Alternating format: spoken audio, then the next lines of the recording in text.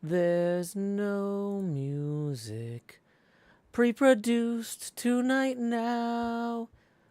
Howdy, y'all. It is me, your pal Joe Hills from Nashville, Tennessee. I hope you like to hear about Mary Shelley's novel about a man named Victor Frankenstein. Yes, that's right. Oh, tonight we'll be reading chapter 4 or more of Frankenstein. It's a modern take on sci-fi from an earlier age. Howdy, y'all. Joe Hills here, recording as I always do in Nashville, Tennessee, and tonight y'all are my live streaming audience. Welcome, welcome, welcome. I'm down here in slot 9 putting the hot bar, and we are about to read Frankenstein. If you weren't paying attention to the song, the, those bits come back later as recurring themes. There's a word for that. Dang it, Michael. If you don't pay attention to the overture, you won't recognize the themes when they reemerge later in the piece. Reprise. Okay, so here's what we're going to do. We are going to set up all the things we need to set up in order for the stream to actually happen. And then we're going to happen the stream. And we're going to happen the stream with a Frankenstein dream. Victor Frankenstein. Telling a story to Captain Robert Walton, yeah. Everyone's favorite Captain Robert Walton, yeah. From the 4 books and the epistolary preface. He's back. Well, at least he's kicking back. He's listening to his pal Vicky F. telling him all about tragedy, misery, heresy. Can't you see? So, let's go. Okay. How are we doing on the stream setup? We have the YouTube chat set up. We have the Twitch chat set up.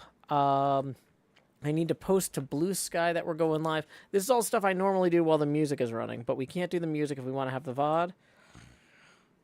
So we are going to be like, reading Frankenstein by Mary Shelley, parenthetically unabridged. Reading chapter 4 and more of Frankenstein by Mary Shelley, unabridged. Now at Hotel Tango Tango Papa : twitch.tuvalu/Joe Hills. Yeah. Okay. There we go. And then we gotta, what else do we gotta do? We gotta post the what we're reading link with the appropriate chapter. So let's get that posted. We are gonna be doing some Minecraft grind and reading tonight. Basically, there's a lot of stuff that is kind of slow compared to a lot of the more focused building we like to do here on the channel. And when we get into the weeds with the stuff like that, sometimes it's fun to just take a chill day to read a book and place 100,000 gravel. That sort of thing. That sort of thing. If you're like, Joe, how much gravel could you place? Could you really need to read a book while you do it? Yes. You can find enough gravel in Minecraft that you would want to read a book while you did it. And that's what we're going to do here. We are going to read chapter 4 and more of Mary Shelley's Frankenstein. Or a modern Prometheus. Possibly the modern Prometheus. Only time will tell. Also, which definite or indefinite article is used. Okay, so we're going to go lay our heads down and dream over here. I posted those links, but I haven't pinned them yet. And we also need to make sure we've got all 3 chats open. Let's make sure the Discord chat is set up properly. Howdy, Mailman Dave. Howdy, Kindle Us. Howdy, Centauratron. Everybody's ready for a modern Prometheus. So, meanwhile, in the YouTube chat, welcome, Las Vegas player Criff. Welcome, Kiro the Hero, Miss Gold Fox, A Girl Named Bravo, Freya, Iconic Anemone, Pepper Basenji. In the Twitch.television, howdy to Jamie St. Louis, San Antonio Slaya, It's the Apollo 13, Jellyfish Neo, Mini Zoekins, Eelzy Stuff, Zoe, MQB, Padawanis, Adam78, Welcome Cristalli 3, Diet Ginger Dale. Badger, were you here when Diet Ginger Dale came? That's the best name.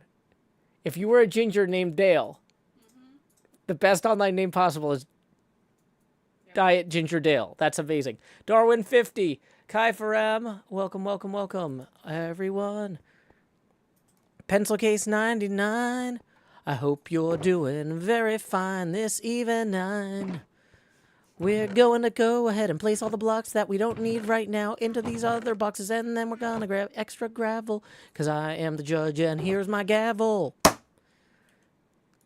That's called a Foley. We're gonna grab a lot of blocks of gravel, stacks and stacks of gravel. Then we're gonna go and place some gravel. We won't travel very far, it's not that kind of stream. We're just gonna read Frankenstein, then lay our heads down and dream. Here we go. Just as a reminder, this show is viewer supported. And it's been reported that we are 20 away from the next face camera milestone. Just as a reminder, you may find that I don't read tip notes in the middle of a chapter. Unless I'm distracted and need to break anyway. Here we go.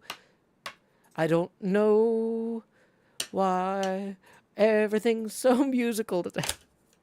It's probably because we just watched that episode of Doctor Who, 73 Yards, and it put me in a really musical mood.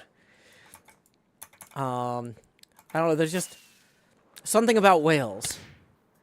You know, that's why they call it Whale Song.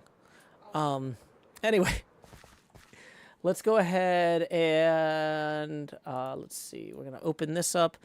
My computer settings need to be slightly different than usual for when we do a reading stream. So we are just doing the final checks on our checklist. Okay, so this right here. Okay. San Antonio Slaya 1264 writes, "Oh no, this is my first Frankenstein stream." Oh yes, this is your first Frankenstein stream. No worries. Like, if you know the core concept from, like, public, you know, like, just general media saturation, you get the idea. It'll be fine. It'll be fine. It's the Apollo 13 says, "I'm absolutely here for the musicality." Every time It's the Apollo 13 says something, I want to be like, "It's the Apollo 13 radios.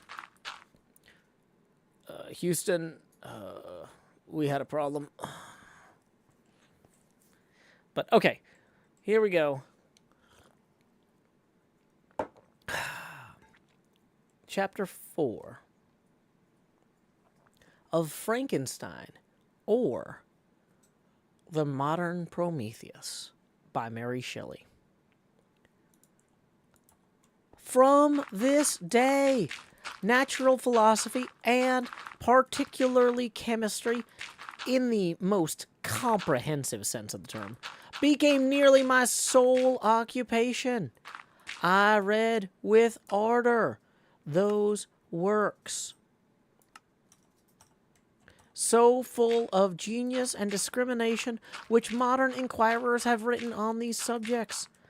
I attended the lectures and cultivated the acquaintance of the men of science of the university, and I found even M. Krempe a great deal of sound sense and real information in him, combined, it is true, with a repulsive physiognomy and manners, but not on account of that less valuable. In M. Waldman, I found a true friend. His gentleness was never tinged by dogmatism, and his instructions were given with an air of frankness and good nature that banished every idea of pedantry. in 1,000 ways.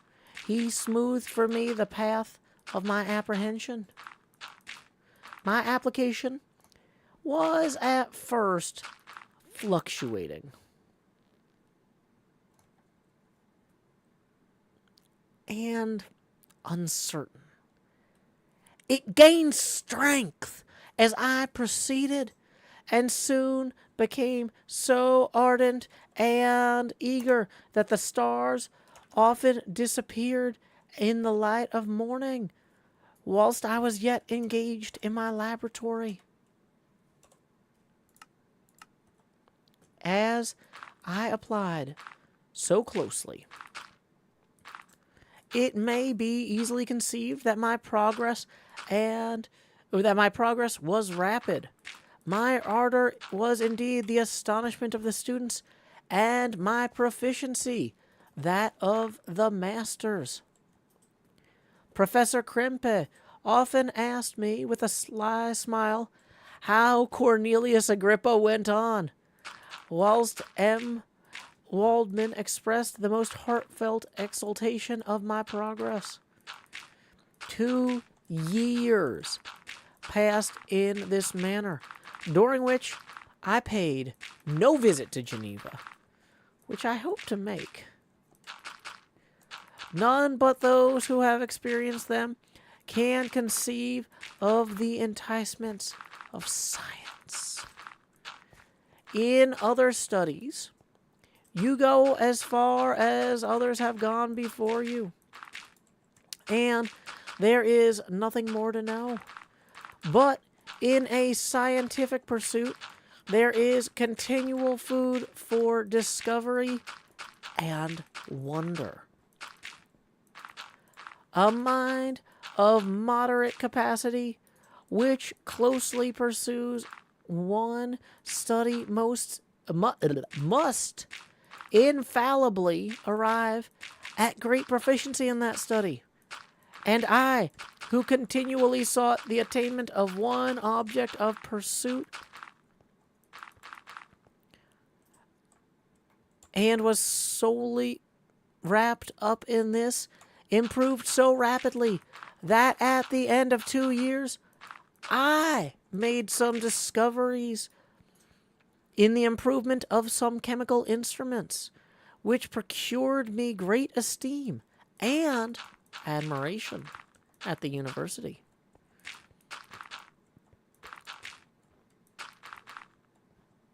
When I had arrived at this point, and had become as well acquainted with the theory and practice of natural philosophy as depended on the lessons of any of the professors at Ingolstadt, my residence there being no longer conducive to my improvements, I thought of returning to my friends and my native town, when an incident happened that protracted my stay. Since we're at a good breaking point, and Scar is really distracting me. Did you guys see this? You in a death loop with yourself there, bud? Scar is apparently repeatedly murdering himself, and I don't know why. He's bald. Where did his hair go? Is bald Scar the Breaking Bad Scar? Is this Good Times with Heisenberg? Uncertain Times with Scar? Is that what's going on here? Okay, but Anna Brown says, I love this book so much in high school. I'm glad you're enjoying it. Canovel says, the tiny Joe in the window with the gravel is sending me. Well, don't worry. I'm about to get sent myself because it looks like Freya just kicked off our tips for the stream with 20 rolling in. Please direct your attention down here to slot 9 where I'm putting the hot in the hot bar so I can say, howdy, y'all. Grow Hills here, expanding as I always do in Nashville, Tennessee. D-da-dee-da-dee, D-da-dee-da-dee-dee-dee. What is this text? Get out of here. Go, go, go, go, go. Blah, blah, blah. I got it. I need a few of this rare MCC hit. Do I want one? Sure. How could I say no? Thanks.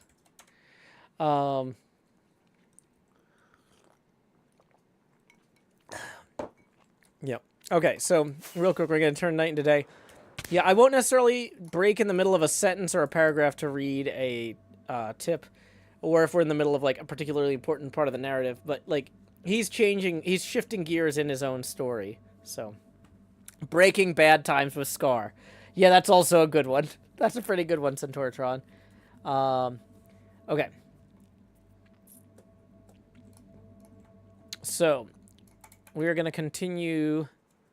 Howdy, Mr. Hardluck. Who says, howdy, grow in chat. Okay, so we are going to we're going to continue placing gravel here. Let's grab some more before we resume our reading. What I want to do is I want to take all the gravel in my inventory now and shift it over into the silo so we have it for later. And then we're going to grab more from back at the main building. Okay. Yeah, so for those of you who are just joining us, Victor Frankenstein showed up at the university after being self-educated on the works of the natural philosophers that a bunch of chemists had recently proved were a pack of schmucks, I guess you could say. And so, you know, this Victor Frankenstein guy, Vicky F., he means well, but he's, you know, got a self-educated background, and now he's been trying to prove himself to the real chemists, and apparently he's making inroads. And he feels like he's at the point where he's like, well, I made it this far with self-education and then learning from these guys. Now I've learned all I can from these guys. Time for me to go home. But there's apparently some sort of incident that prevents him from doing so, and I think we're about to find out what it is. See what it is, Rev. One of the phenomena which had peculiarly attracted my attention was the structure of the human frame. And indeed, any animal endued with life. Whence, I often asked myself, did the principle of life proceed? It was a bold question, and one which has ever been considered as a mystery. Yet, with how many things we are upon the brink of being acquainted, if cowardice or carelessness did not restrain our inquiries,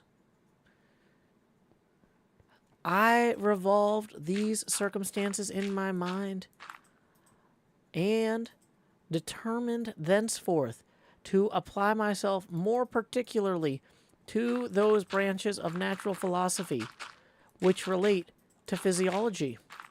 Unless I had been animated by an almost supernatural enthusiasm, my application to this study would have been irksome and almost intolerable. To examine the causes of life, we must first have recourse to death. I became acquainted with the science of anatomy, but this was not sufficient. I must also observe the natural decay and corruption of the human body. In my education, my father had taken the greatest precautions that my mind should be impressed with no supernatural horrors. I do not even ever remember to have trembled at a tale of superstition or to have feared the apparition of a spirit. Darkness had no effect upon my fancy, and a churchyard to me merely the receptacle of bodies deprived of life, which, from being the seat of beauty and strength, have become food for the worm. Now, I was led to examine the cause and progress of this decay, and forced to spend days and nights in vaults and charnel houses. My attention was fixed upon every object the most insupportable to the delicacy of the human feelings. I saw how the worm... Sorry. I saw how the fine form of man was degraded and wasted. I beheld the corruption of death succeed to the blooming cheek of life. I saw how the worm inherited the wonders of the eye and brain. I paused, examining and analyzing all the minutiae of causation, as exemplified in the change from life to death and death to life, until from the midst of this darkness a sudden light broke in upon me.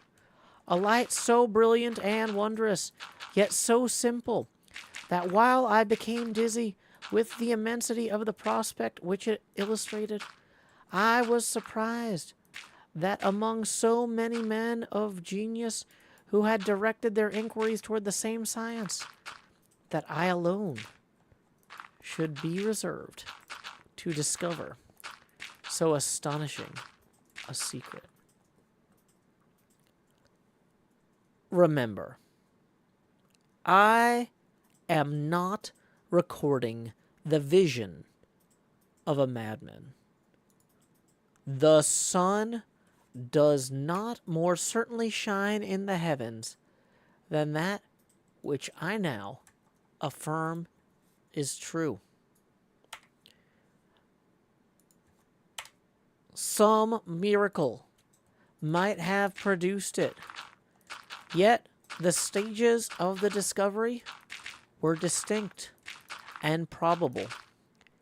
After days and nights of incredible labor and fatigue, I succeeded in discovering the cause of generation and life. Nay, more. I became myself capable of bestowing animation upon lifeless matter. The astonishment which I had at first experienced on this discovery soon gave place to delight and rapture. After so much time spent in painful labor, to arrive at once at the summit of my desires was the most gratifying consummation of my toils. But this discovery was so great and overwhelming that all the steps by which I had been progressively led to it were obliterated, and I beheld only the result. What had been the study and desire of the wisest men since the creation of the world was now within my grasp. Not that, like a magic scene, it all opened to me at once. The information I had obtained was of a nature rather to direct my endeavors, as soon as I should point them toward the object of my search, rather than to exhibit that object already accomplished. I was like the Arabian who had been buried with the dead and found a passage to life, aided only by one glimmering and seemingly ineffectual light. I see, by your eagerness and the wonder and hope which your eyes express, my friend, that you expect to be informed of the secret with which I am acquainted. That cannot be. Listen patiently until the end of my story, and you will easily perceive why I am reserved upon that subject. I will not lead you on, unguarded and ardent as I then was, to your destruction and infallible misery. Learn from me. If not by my precepts, at least by my example. How dangerous is the achievement of knowledge and how much happier that man is who believes his native town to be the world than he who aspires to become greater than his nature will allow. When I found so astonishing a power placed within my hands, I hesitated a long time concerning the manner in which I should employ it. Although I possessed the capacity of bestowing animation, yet to prepare a frame for the reception of it, with all its intricacies of fibers, muscles, and veins, still remained a work of inconceivable difficulty and labor. I doubted at first whether I should attempt the creation of a being like myself, or one of simpler organization. But my imagination was too much exalted by my first success to permit me to doubt of my ability to give life to an animal as complex and wonderful as man. The materials at present within my command hardly appeared adequate to so arduous an undertaking. But I doubted not that I should ultimately succeed. I prepared myself for a multitude of reverses. My operations might be incessantly baffled, and at last my work be imperfect. Yet, when I considered the improvement which every day takes place in science and mechanics, I was encouraged to hope my present attempts would at least lay the foundations of future success. Nor could I consider the magnitude and complexity of my plans as any argument of its impracticality. It was with these feelings that I began the creation of a human being. As the minuteness of the parts formed a great hindrance to my speed, I resolved, contrary to my first intention, to make the being of a gigantic stature. That is to say, about 8 feet tall, and proportionately large. After having formed this determination, and having spent some months in successfully collecting and arranging my materials, I began. No one can conceive the variety of feelings which bore me onwards like a hurricane. In the first enthusiasm of success, life and death appeared to me ideal bounds, which I should first break through and pour a torrent of light into our dark world. A new species would bless me as its creator and source. Many happy and excellent natures would owe their being to me. No father could claim the gratitude of his child so completely as I should deserve theirs. Pursuing these reflections, I thought that if I could bestow animation upon lifeless matter, I might, in the process of time, although I have now found it impossible, renew life where death had apparently devoted the body to corruption. These thoughts supported my spirits, while I pursued my undertaking with unremitted ardor. My cheek had grown pale with study. My person had become emaciated with confinement. Sometimes, on the very brink of certainty, I failed, yet still I clung to the hope which the next day or the next hour might realize. One secret which I alone possessed was the hope to which I had dedicated myself, and the moon gazed on my midnight labors, while with unrelaxed and breathless eagerness I pursued nature to her hiding places. Who shall conceive the horrors of my secret toil, as I dabbled among the unhallowed damps of the grave, or tortured the living animals to animate the lifeless clay? Just as a quick aside, if you're listening at home, kids, don't torture animals to animate lifeless clay, or for any other reason. It's never justified.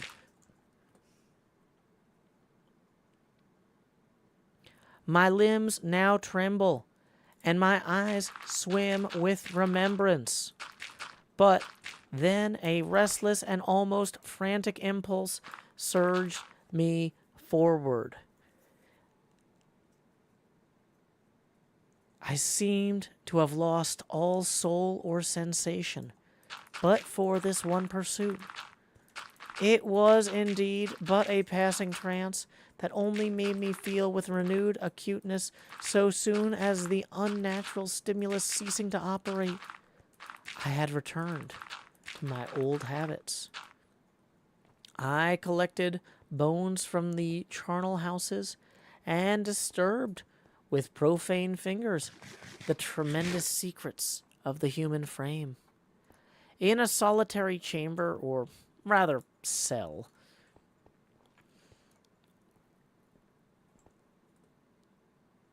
at the top of the house, and separated from all the other apartments by a gallery and staircase, I kept my workshop a filthy creation.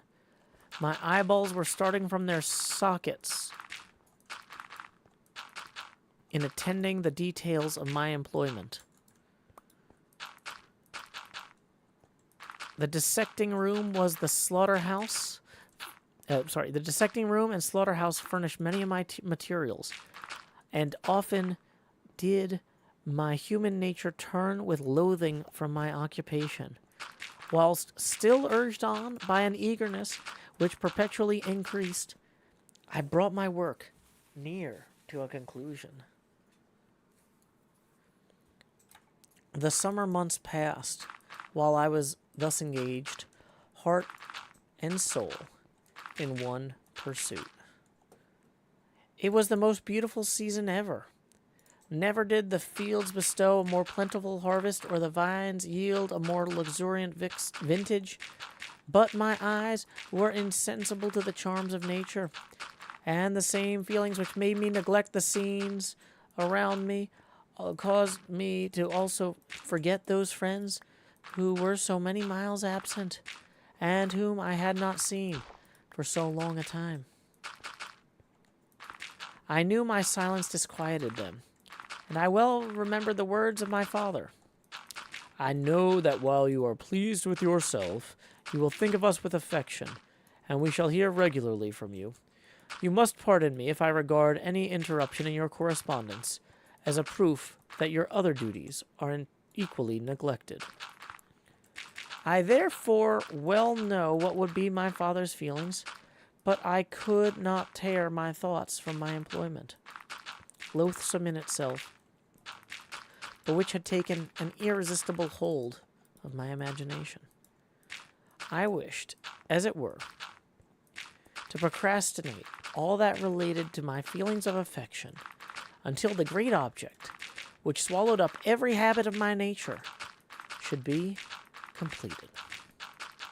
I then thought that my father would be unjust if he ascribed my neglect to vice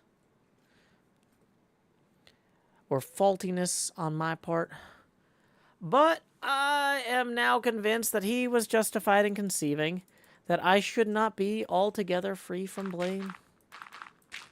A human being in perfection ought always to preserve a calm and peaceful mind, and never allow passion or transitory desire to disturb his tranquility. I do not think that the pursuit of knowledge is an exception to this rule. If the study to which you apply yourself has a tendency to weaken your affections and to destroy your taste for those simple pleasures in which no alloy can possibly mix, then that study is certainly unlawful. That is to say, not benefiting the human mind. If this rule were always observed, if no man allowed any pursuit whatsoever to interfere with the tranquility of his domestic affections, Greece had not been enslaved, Caesar would have spared his country. America would have been discovered more gradually, and the empires of Mexico and Peru had not been destroyed. But I forget that I am moralizing in the most interesting part of my tale, and your looks remind me to proceed. My father made no reproach in his letters, and only took notice of my silence by inquiring into my occupations more particularly than before. Winter, spring, summer passed away during my labors, which before always yielded me a supreme delight. But I did not watch the blossom or the expanding leaves, sights which before had always yielded me supreme delight. So deeply was I engrossed in my occupation.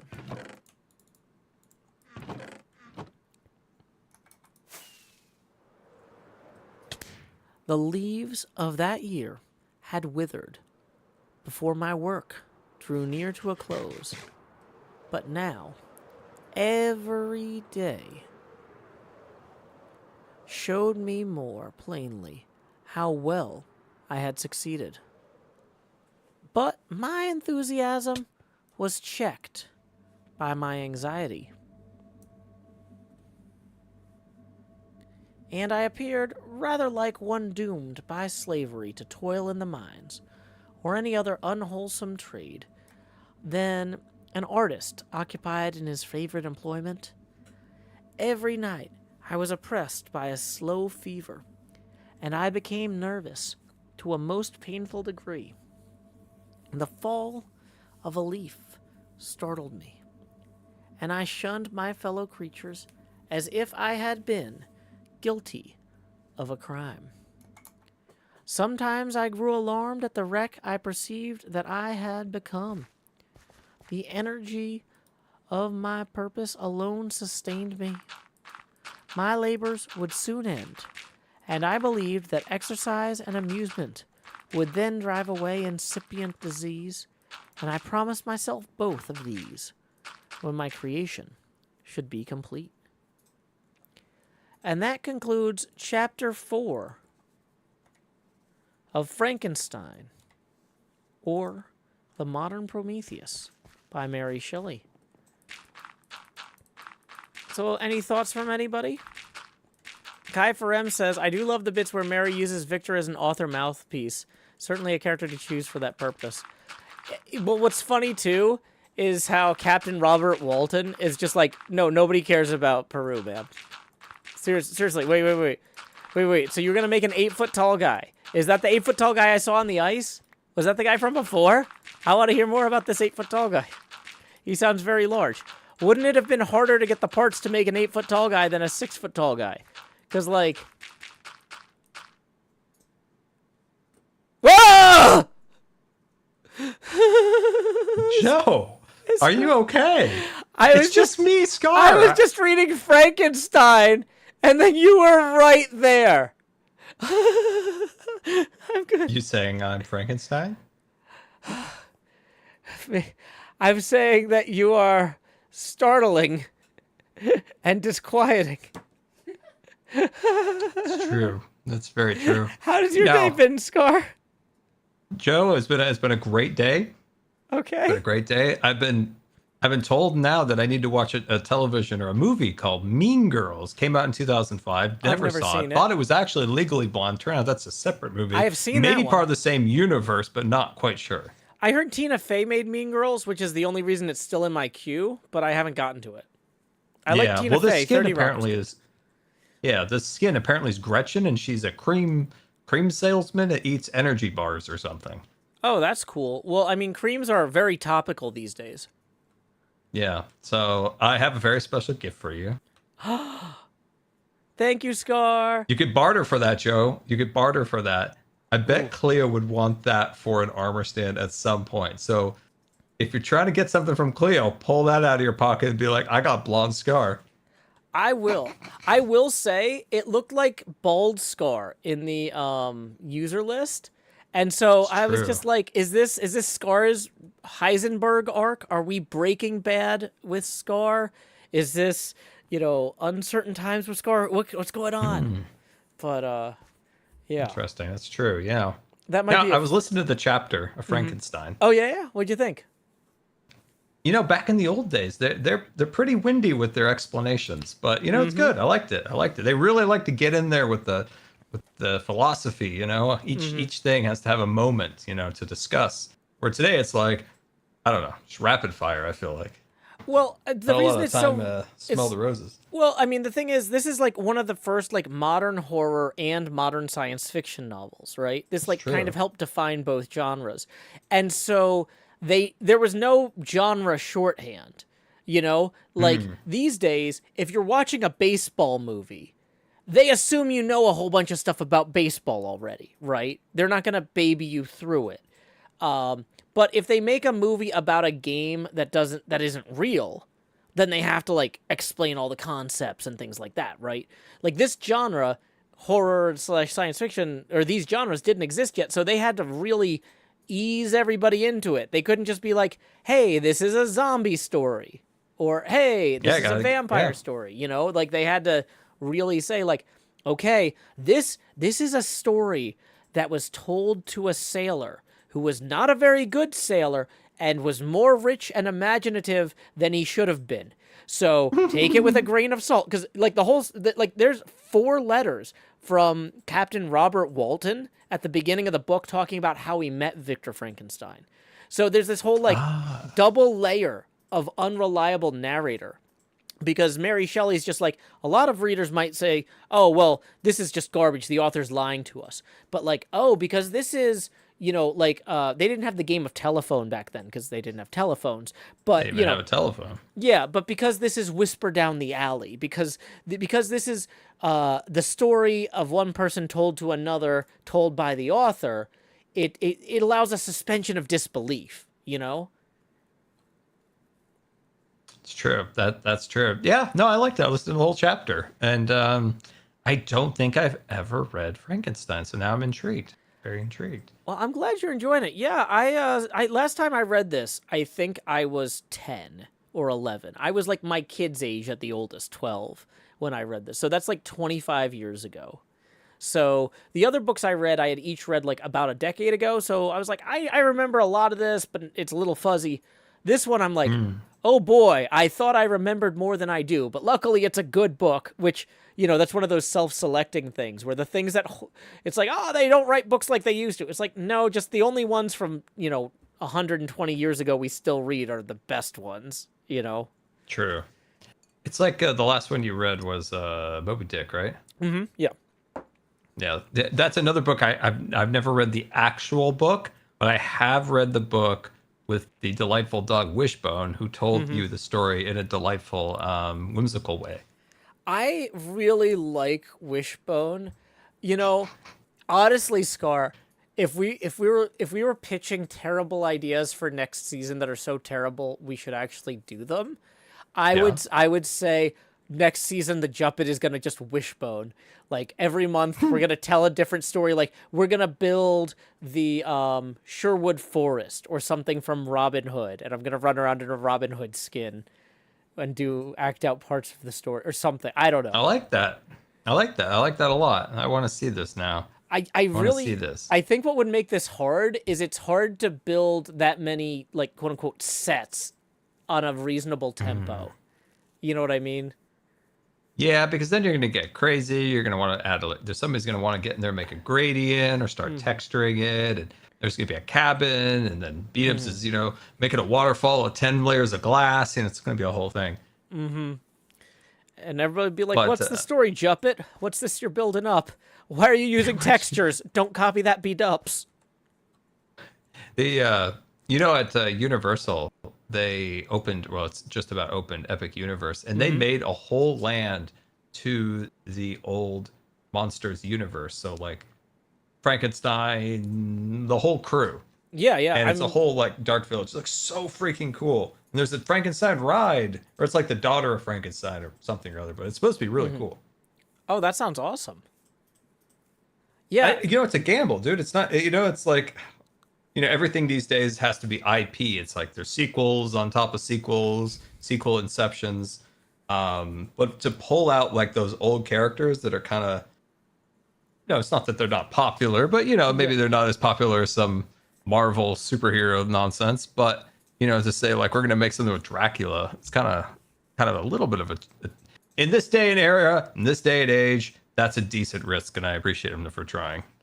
Yeah, I mean, Long-winded answer. yeah. Well, that's the weird thing though, is it's like it's still not like they're making Universal with like here's a ride from this completely new original IP. It's just like this one's been around for so long, okay, Frankenstein's 200 years old, so now it's new again.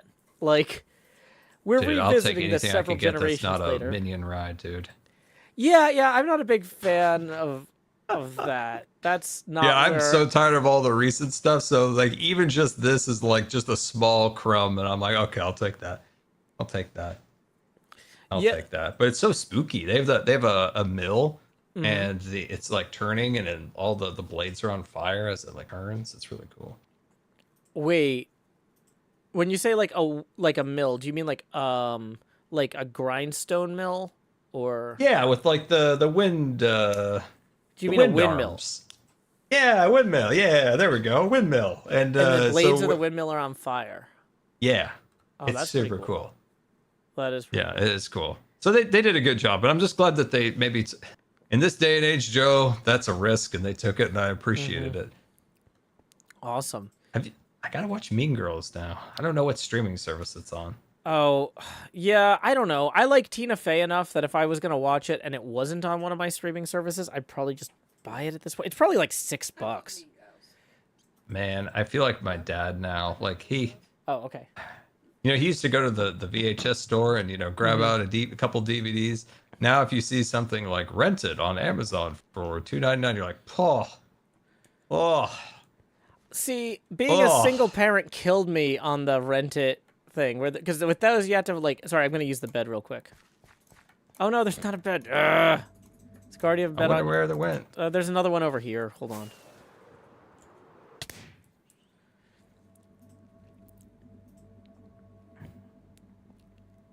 But yeah, Scar, you still around? You still in earshot? I'm over here, Joe. Okay. Yeah.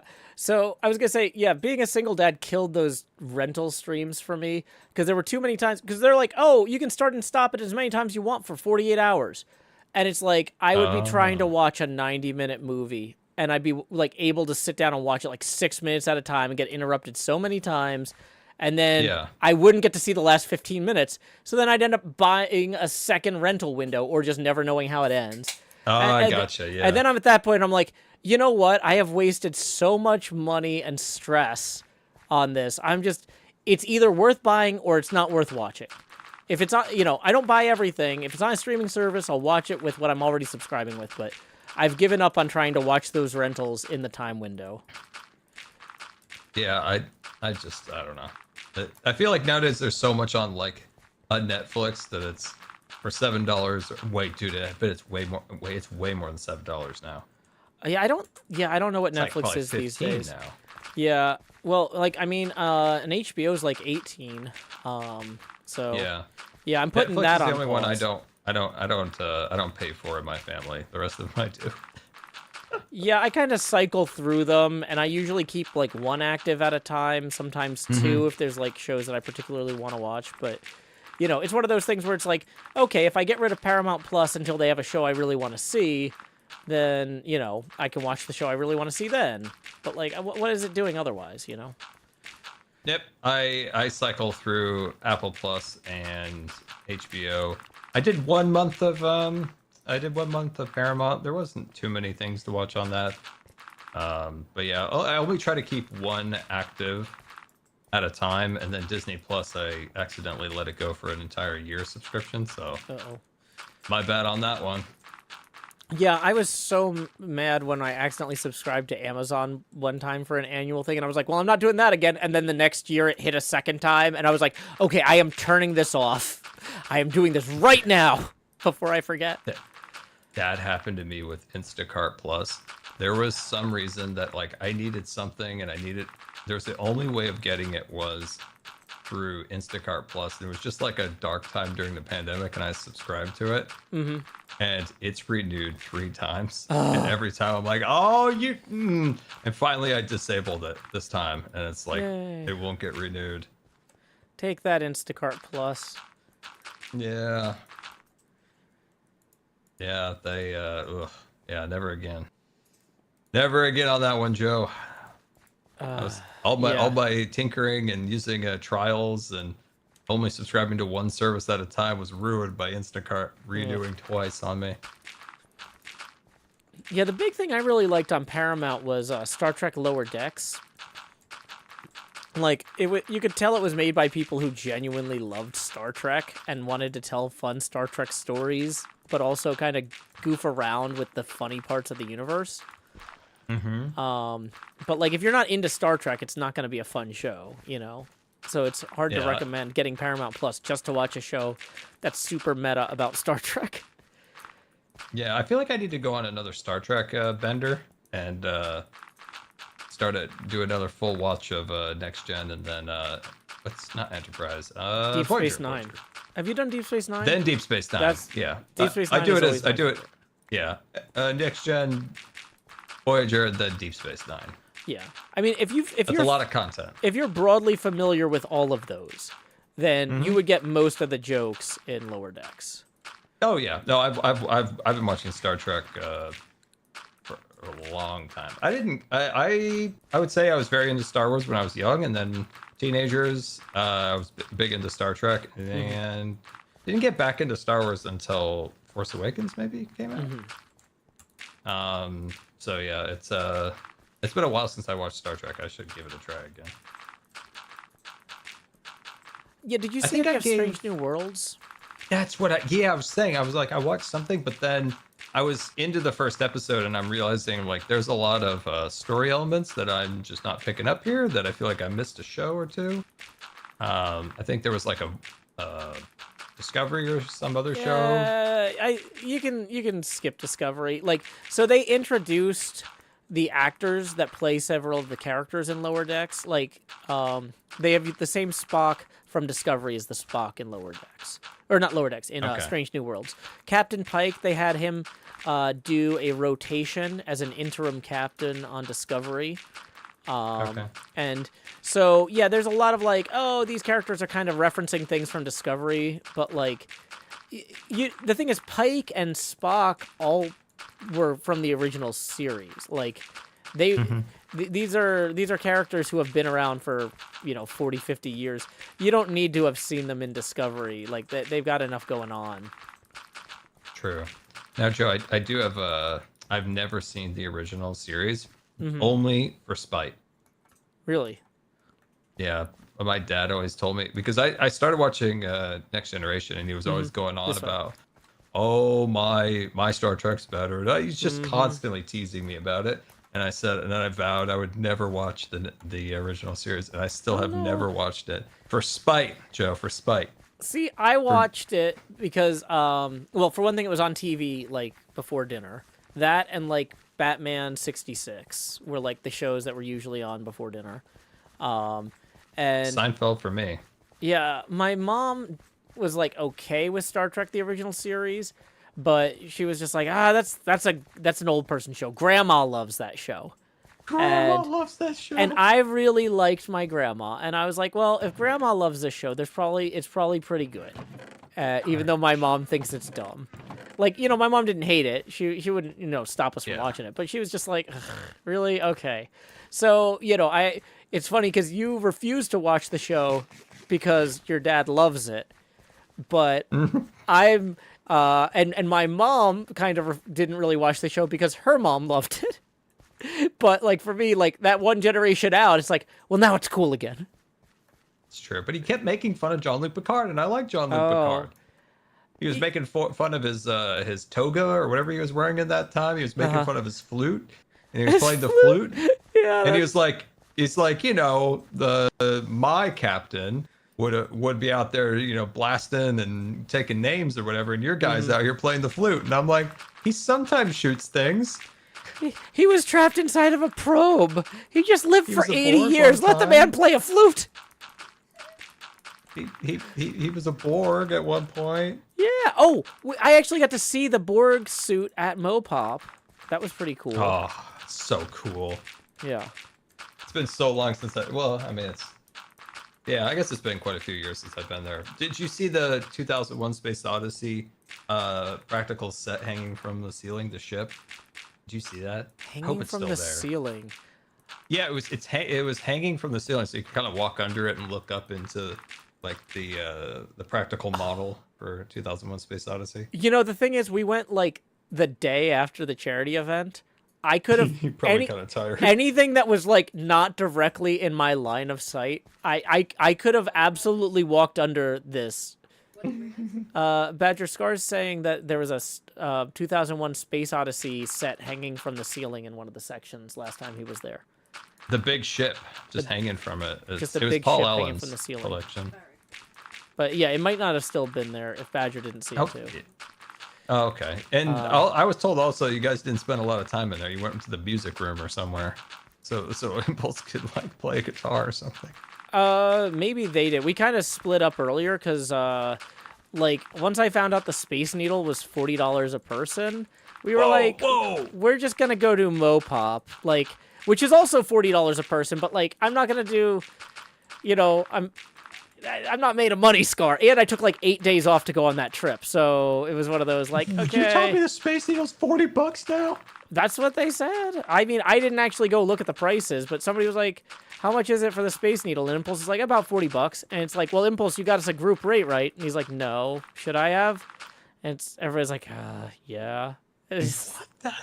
So, yeah, not everybody did the Space Needle, but 40. I'm still shocked by the $40. I mean, once again, I might have misheard or misunderstood. But yeah, that was enough for me to like, you know, I was like, you know what? I've done the Sears Tower. Yeah. Like I'm, you know, we were. Oh my god, that is such a ridiculous amount of money to go up into the Space Needle to look out over the city skyline.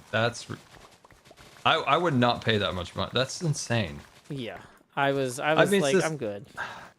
Yeah, it's like I recently was looking at like, oh, I'd like to go to Florida sometime and go to the visitor center at the Cape, and it's like $50 or $60 a person. I'm like, how could a family go there? Like, come on, it's for kids. And jeez Louise. Ugh. Yeah, that's bonkers. Like, yeah, I didn't even know the Mopop was that much. Let me use the bed real quick. I've only gone there for events, so like I never went there just for like checking it out. Really, there always been some kind of like Minecraft event there. So dang man. Yeah, so I mean that was one of those things where so we just wandered over there and but we had a great time. It was a really cool museum. Yeah, I want to go to the Air and Space Museum that's there. It's not called Air and Space. Is it Boeing funded? I'm guessing since Boeing's so big in Seattle, because I didn't even know they had a Air and Space Museum in Seattle, but it makes sense. Yeah, I'm sure that it's heavily funded by because there's a red barn, like Boeing's barn in there at some point in the but it's full of stuff. If I'm not mistaken, it's not an SR-71, it's like an ox cart. I can't remember exactly, but it's they've got some really cool planes there. And cool. If they're still there, the F1 engines from the Saturn rocket that were fished out of the ocean by old Bezos. Oh, interesting. So they have I hope that's still there. They had a moon rock when my grandpa and uncle took me there when I was like 8. Oh, that's cool. Yeah. My grandpa put me in one of the kid cockpits that was actually fairly accurate, and he gave me this whole rundown on every instrument, and then I had to repeat it back to him, and then then he would give me random quiz, what's this one do? What happens when you're upside down? What does this do? Oh wow! He just gave me this whole quiz. He was a pilot, so he was. Yeah, I was gonna say he must have been pretty familiar with all that firsthand. But yeah, so that's a cool thing I'd like to see sometime in Seattle, is that museum or the Chihuly art glass museum. Yeah, I really wanted to do that too, but that was one where I was like, hey, tell me it's probably $100. Well, that was the thing, is Jimmy's just like, I went there last time I was here and it was very expensive and did not take very long. And oh my god. So I was just kind of like, well, like I said, I took 8 days off work, not made of money. So yeah, Yeah. we'll just do. We can spend the day. I mean, the other thing is we only had like 4 hours in Seattle that day. It was That's not or long. less. So it might have been 3.5. Like basically between when we left the hotel and when we left Seattle was not very long. So it was like, okay, yeah. Out of these 3 things, the Space Needle, Chihuly, and Mopop, it's like Mopop will eat that entire chunk of time, and the other things will Yeah. just cut into us actually seeing all of Mopop. So Yeah. it just kind of I'm made curious sense. I'm curious if Jimmy went to the one I'm thinking of in Tacoma. That's I wonder if he meant the one below the Space Needle. I'm for assuming the he did mean glass. the one below the Space Needle, because that's the one Yeah. that we were near. Is the real one in Tacoma? I'm trying to remember because my mom's always wanted to go up on a vacation and see these things, and we've never done it. And so I think there's a much bigger one down in Tacoma that's the Chihuly art, Oh, or like that art makes glass sense. museum And or like this, something. because like I assumed that it was like the actual studio, near the Space Needle, but I was like, Somebody could correct me, but I know there's something in Tacoma that's much better than the one below the Space Needle. oh, that's good to know. Yeah, so if we're back in Seattle again, checking out the one in Tacoma might be worthwhile. Yeah, that's the one I would want to see for sure. Um, yeah, there's so many cool things to do in Seattle, like to see the Olympic National Park, things like that would be really cool. There's also, but you need a car to get to those things. It's Yeah. quite a trek, or to go up Mount Rainier. You might get car sick. I did once. It was rough, but cool nevertheless. You can drive up Mount Rainier. Yeah, you can go up quite a ways up it. Got very car sick, but it was interesting. I mean, there's a trail. You know, it's not like you could go way up the mountain, but you could get up there a little bit and get some really cool views of the mountain and stuff. Oh, that's cool. But it's beautiful there in the spring when all of the flowers bloom, so all the wildflowers go up. It's really cool. That's awesome. But yeah, man, I can't believe the Space Needle is that expensive. I know they got rid of the restaurant and kind of fixed it up and stuff. Man, really nickel and diamond. Oh man, that I looked at that restaurant too, and apparently you pay for like your seat. And they're like, we will deliver you a tower of food that contains 3 stacked dishes that comprise the multiple courses of your meal, as well as 3 accompanying cocktails. And that's something like $150 a person or something insane. So I was like, well, we're not doing that. You also have to get reservations way in advance. That's like, I'm sure that's great for people who made millions on their Amazon stock, but that's not for me. And I am okay with that. On an unrelated note, tips are welcome via paypal.me/JoeHills and YouTube Super Chat.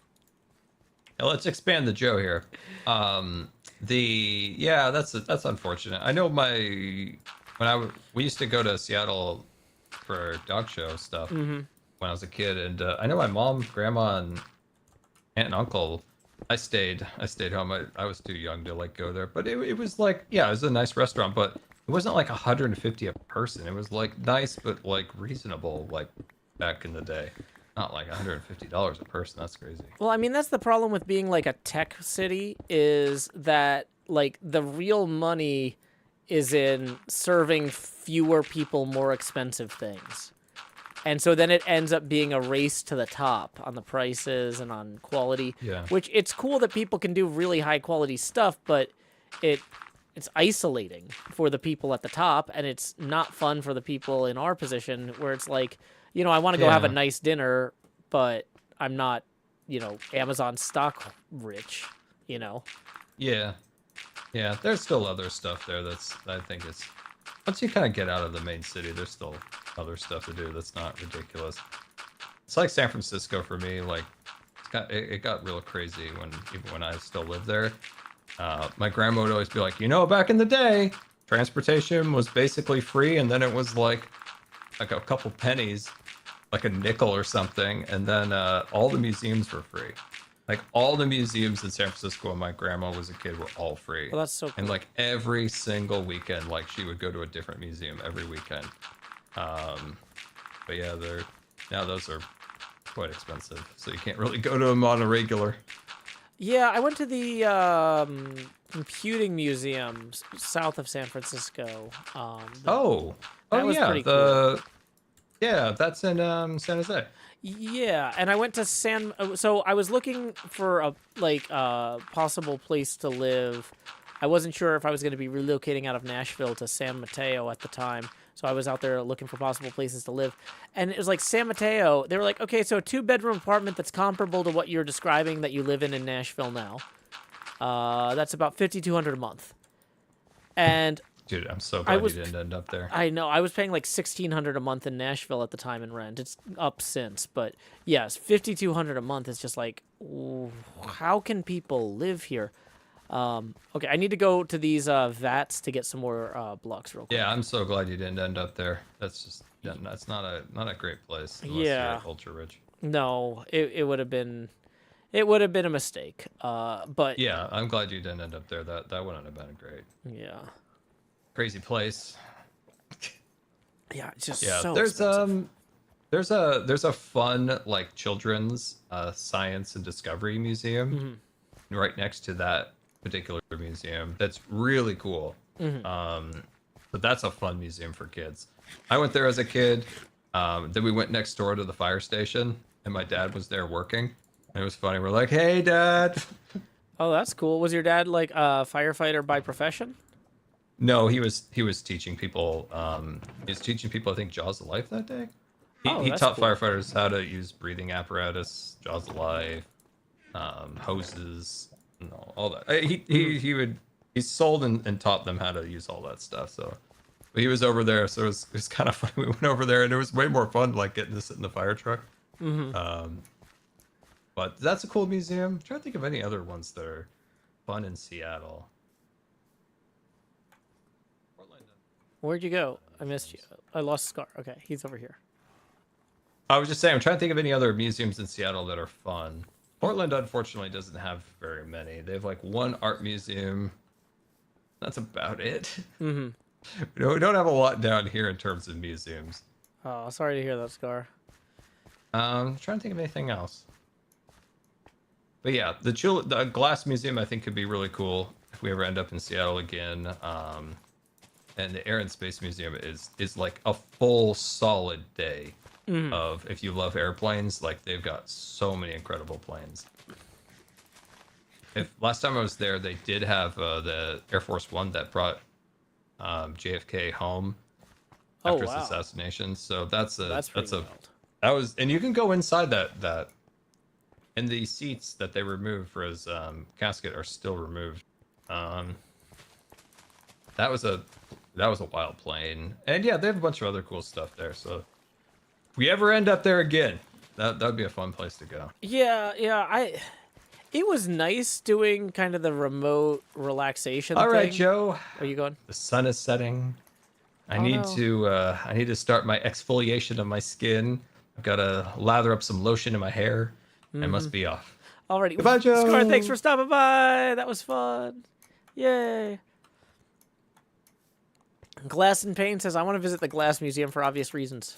Oh, is your family like the donors? Good night, Scar. Yeah, I should probably actually go lay my head down and dream over here. Nymph says, how many chapters did I miss? We just read chapter 4, which was a super long chapter. That took like 40 minutes. And then we hung out with Scar for about another 40 minutes. No, only 30. Okay. So yeah, because we're 70 minutes into the stream. If you're enjoying the stream, just as a reminder, tips are welcome via paypal.me/JoeHills and YouTube Super Chat. Okay. In terms of what I need to accomplish, I realize I am broken my elytra. So let's first go replace that. Da da da da da da da da da da da.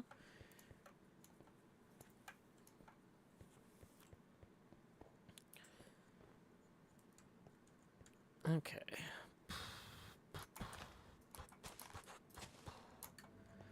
So, elytra time. Replacing the old broken one. Yeah. Okay. So, it feels like we go ahead and we just fill this in with grass here. for now, and then maybe we plant a bunch of trees on it. What is this marker, though, on the map? Is this like a building, or did I put this here by accident? Oh, this is where that scrapyard is, I think. Give me a second. I'm going to pull up my map. And also, I'm going to check real quick if Chapter 5 is super long. Yes. Chapter 5 looks even... Wait, no, that's Chapter 6. Okay, so Chapter 5 is between... Okay, so let's use the page up button. 1, 2, 3, 4, 5, 6, 7, 8. So Chapter 5 is 8 full screens. Chapter 4 was 1, 2, 3, 4, 5, 6, 7, 8, 9, 10. Okay, so Chapter 5 is slightly shorter than Chapter 4. And so if it took us a half hour to read it, we would still be done by 10:30. So, yeah, we're going to try and get Chapter 5 started shortly. Just as a reminder, though, tips don't get read in the middle of the chapters usually unless we're at an actual breaking point. We are $20 away from our second face camera expansion milestone. So if y'all want to get those tips in now, that would be deeply appreciated. Cecilia tips 10 and says, "Love you, Joe. Thumbs up." Thanks so much, Cecilia, for supporting the arts and my work in particular. That is going to get us now 10 away from the next face camera expansion milestone. Boom, boom, boom. Oh, dang it.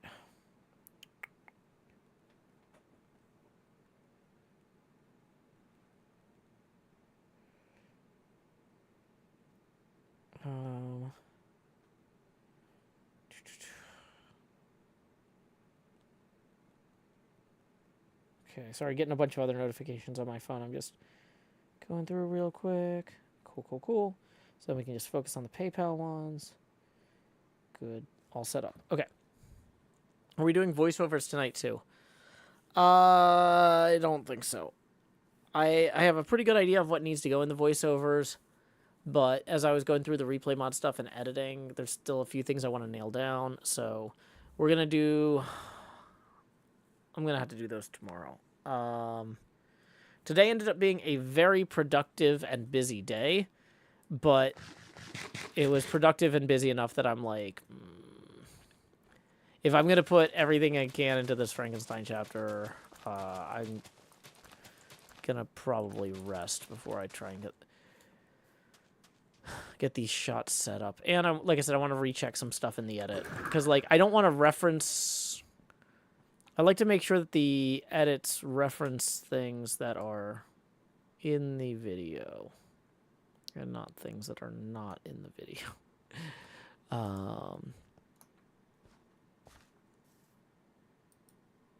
Big Nate on steroids says, "I'm new to Twitch, but what is Prime Gaming?" I don't know, and they're not a sponsor, so I don't care. Your ignorance is welcome here, and there is no need to fix it. Okay. So, that's the big recurring theme in Frankenstein, actually. Victor Frankenstein wishes he was more ignorant of how to generate life and what Prime Gaming is. So, yeah, that's not something you need to Google. You can just never know. Like, sometimes people are like, "Joe, have you heard about the features that make the PS5 different from the PS4? And I'm like, I can't afford one, so I will never learn. I don't need to know the difference. It will not impact my life materially, and I'll just feel sad or jealous. So let's go. Next problem.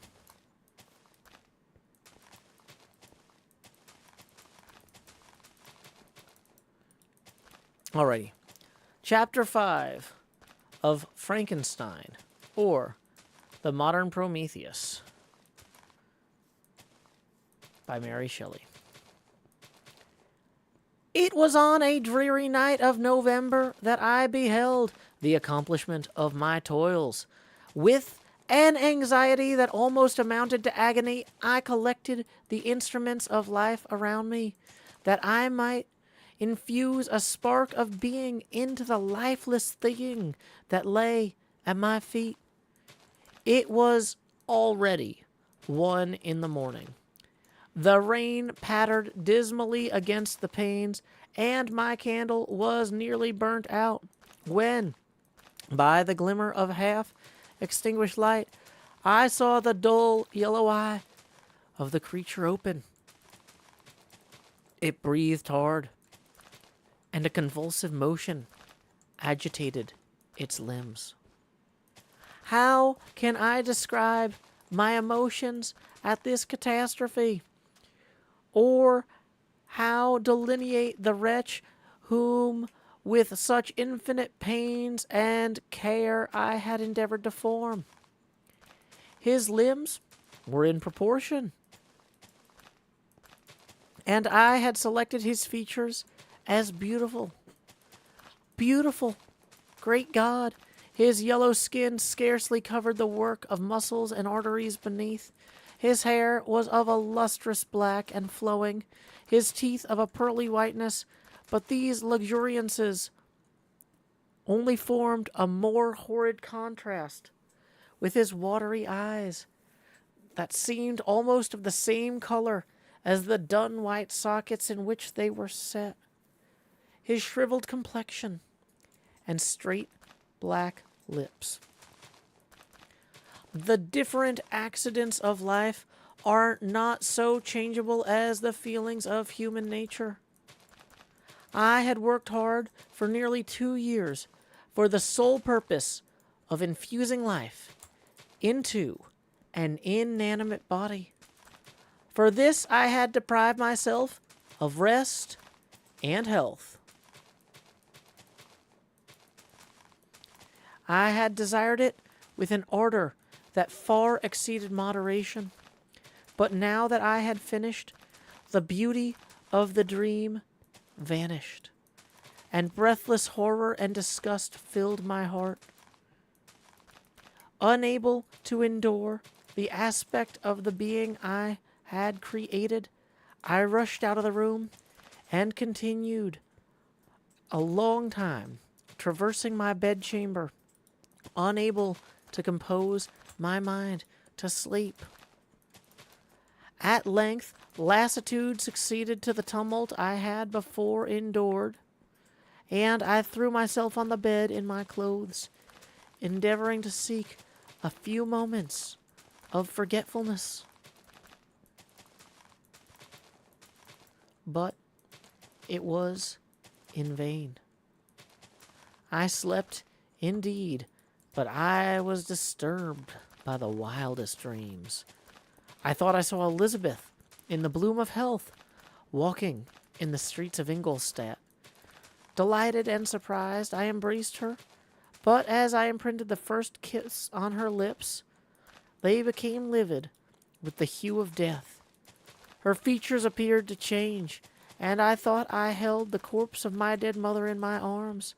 A shroud enveloped her form, and I saw the grave worms crawling in the folds of flannel.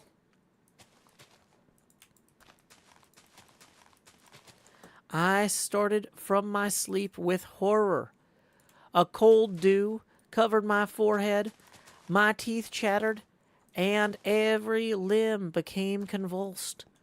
When, by the dim and yellow light of the moon, as it forced its way through the window shutters, I beheld the wretch, the miserable monster whom I had created. He held up the curtain of his bed,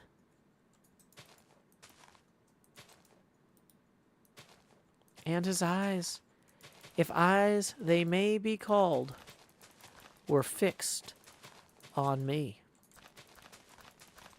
His jaws opened, and he muttered some inarticulate sounds, while a grin wrinkled his cheeks. He might have spoken. I did not hear. One hand was stretched out, seemingly to detain me, but I escaped, and I rushed downstairs. I took refuge in the courtyard belonging to the house at which I inhabited. where I remained during the rest of the night, walking up and down to the greatest agitation, listening attentively, catching and hearing and fearing each sound as if it were to announce the approach of a demoniacal corpse to which I had miserably given life. Oh, no mortal could support the horror of that countenance. A mummy, again endued with animation, could not be so hideous as that wretch. I had gazed on him while unfinished. He was ugly then, but when those muscles and joints were rendered capable of motion, it became a thing such as even Dante would not have conceived. I passed the night wretchedly. Sometimes my pulse beat so quickly and hardly that I felt the palpitation of every artery. At others, I nearly sank to the ground through languor and extreme weakness. Mingled with this horror, I felt bitterness of disappointment. Dreams that had been my food and pleasant rest for so long a space were now become a hell to me. And the change was so rapid, the overthrow so complete.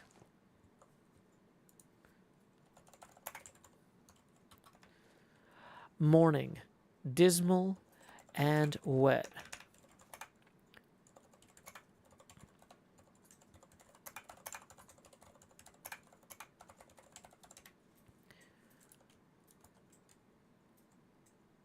At length dawned, and discovered, to my sleepless and aching eyes, the church of Ingolstadt, its white steeple and clock, which indicated the 6th hour.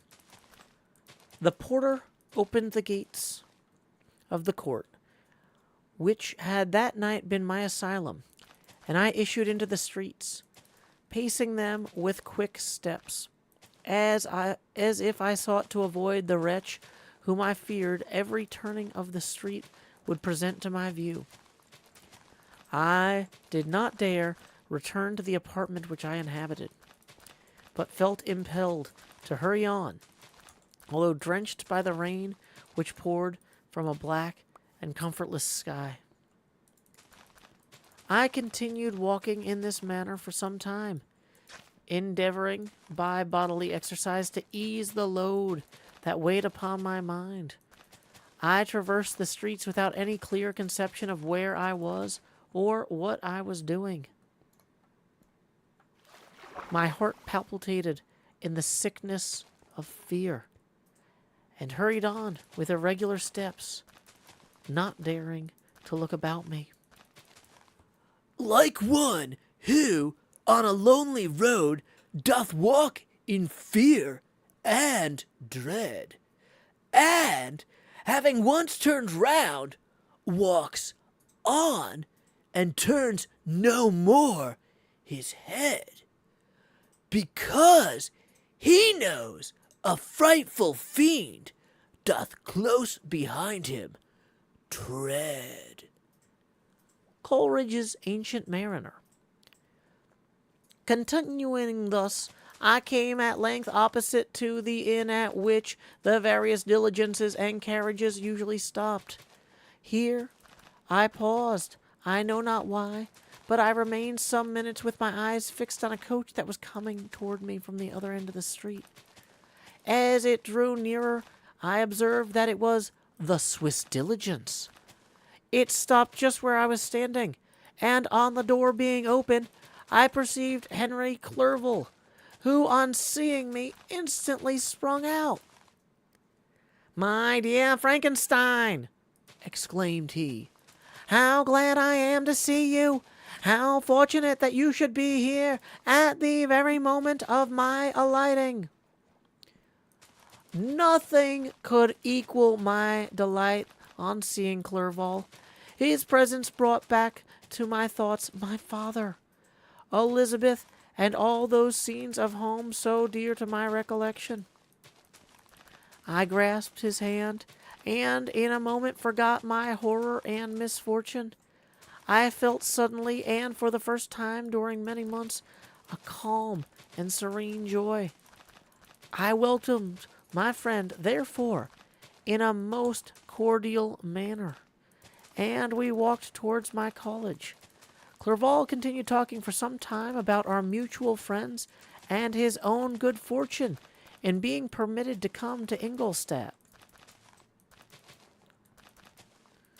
You may easily believe how great was the difficulty to persuade my father that all necessary knowledge was not comprised in the noble art of bookkeeping. And, indeed, I believe I left him incredulous to the last. For his constant answer to my unwearied entreaties was that same as that of a Dutch schoolmaster in the Vicar of Wakefield. I have 10,000 florins a year without Greek. I eat heartily without Greek. But his affection for me at length overcame his dislike of learning.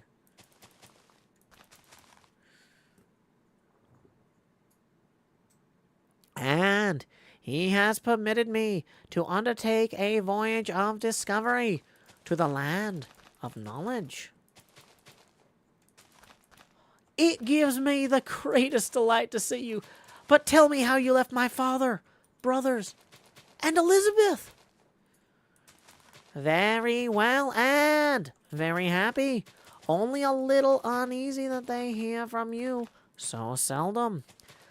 By the by, I mean to lecture you a little upon their account myself.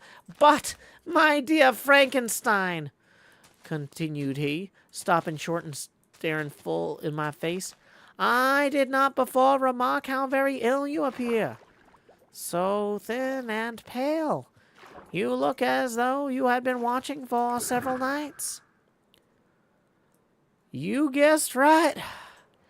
I have been lately so deeply engaged in one occupation that I have not allowed myself sufficient rest. As you see. But I sincerely hope that all these employments are now at an end.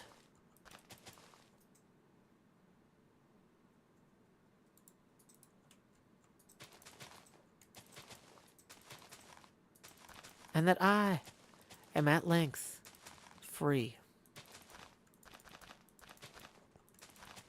I trembled excessively. I could not endure to think of, and far less to allude to, the occurrences of the preceding night. I walked with a quick pace, and we soon arrived at my college. I then reflected, and the thought made me shiver, that the creature whom I had left in my apartment might still be there, alive and walking about.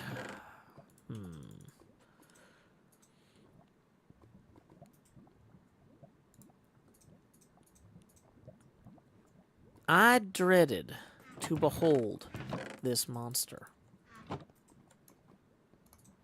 but I feared still more that Henry should see him. Entreating him, therefore, to remain a few minutes at the bottom of the stairs, I darted up to my own room.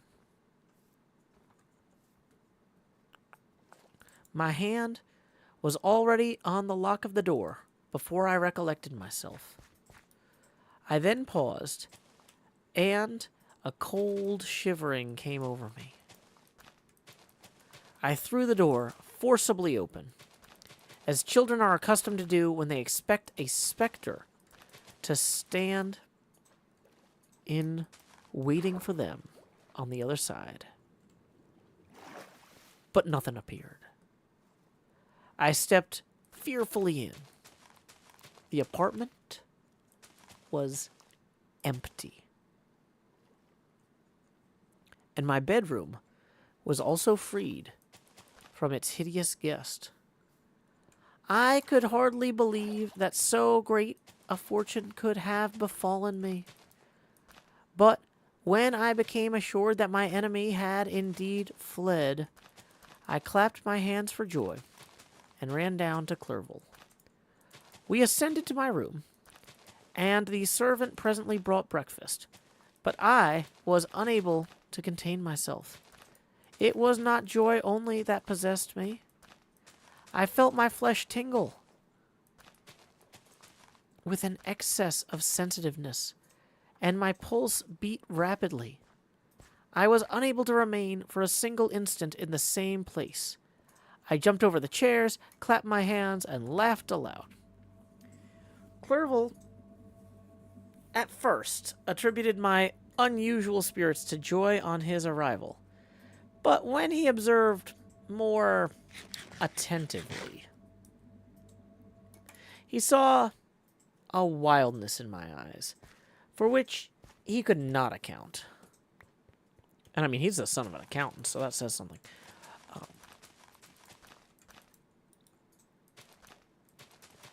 And my loud, unrestrained, heartless laughter frightened and astonished him. "My dear Victor, what for God's sake is the matter? Do not laugh in this manner. How ill you are. What is the cause of all this?" "Do not ask me," cried I, putting my hands before my eyes, for I thought I saw the dreaded specter glide into the room. "He can tell. Oh, save me! Save me!" I imagined that the monster seized me. I struggled furiously and fell down in a fit. Poor Clerval. What must have been his feelings? A meeting which he anticipated with so much joy, so strangely turned into bitterness. But I was not the witness of his grief, for I was lifeless and did not recover my senses for a long, long time. This was the commencement of a nervous fever, which confined me for several months. During all that time, Henry was my only nurse. I afterwards learned that, knowing my father's advanced age and unfitness for so long a journey, how wretched my sickness would make Elizabeth. He spared them this grief by concealing the extent of my disorder.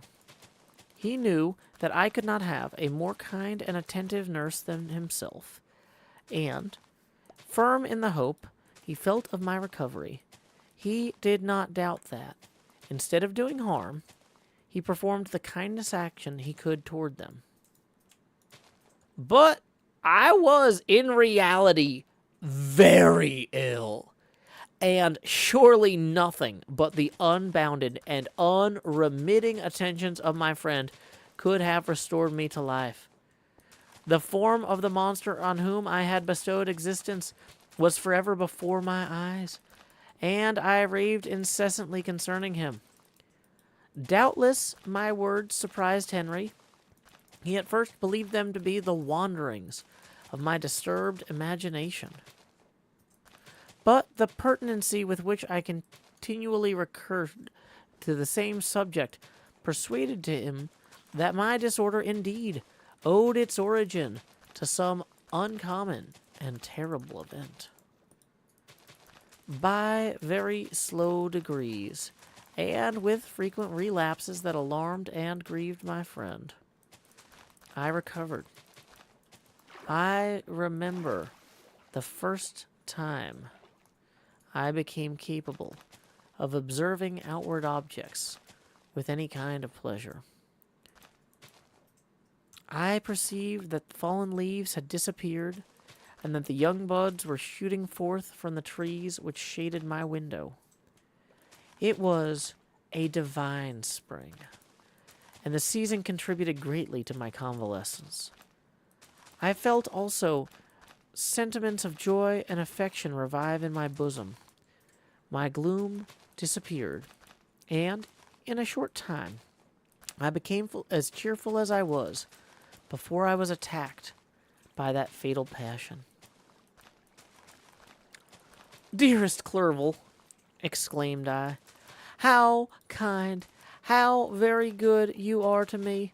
This whole winter, instead of being spent in study, as you promised yourself, has been consumed in my sick room. How shall I ever repay you? I feel the greatest remorse in the disappointment of which I have been the occasion. But you will forgive me."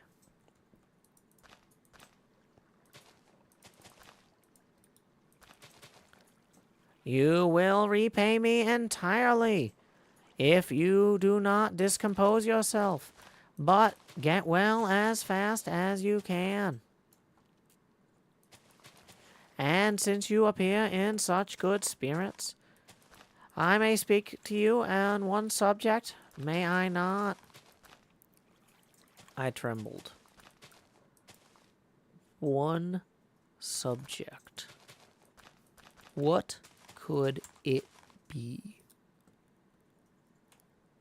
Could he allude to an object on whom I dare not even think? "Compose yourself," said Clerval, who observed my change of color. "I will not mention it if it agitates you, but your father and cousin would be very happy if they received a letter from you in your own handwriting. They hardly know how ill you have been, and are uneasy at your long silence." "Is that all, my dear Henry? How could you suppose that my first thoughts would not fly to those dear, dear friends whom I love, and who are so deserving of my love?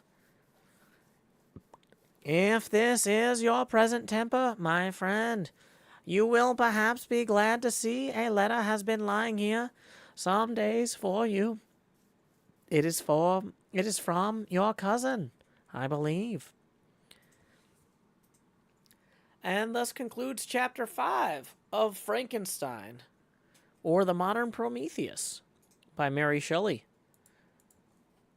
Anybody have any thoughts on Chapter 5?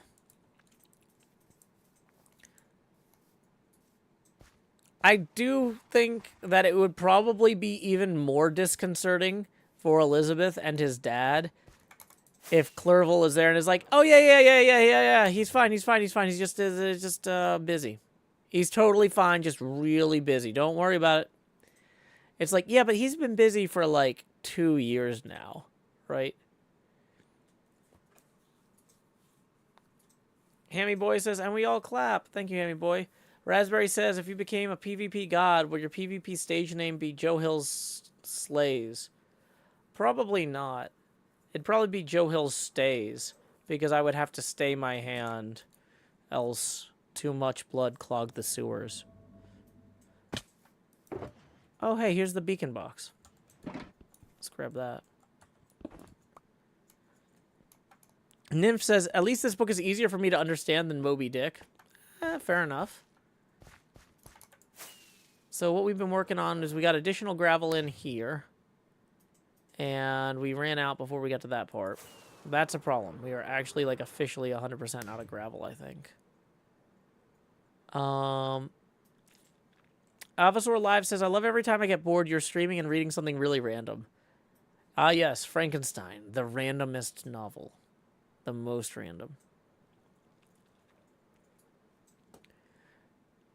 So, I do think it's kind of, you know, I know Frankenstein makes a big deal of talking about, like, how bad he was at, you know, paying attention to anything but, like, muscles and arteries and his work. But, like, he really did not have a good plan here. Like, he had no plan for when the monster woke up. First off, also, he woke the monster up at 1 in the morning. Like, it's like, okay, if this thing is going to require, like, attention, and, like, if you're going to have to babysit this thing, like, do it at 9 a.m.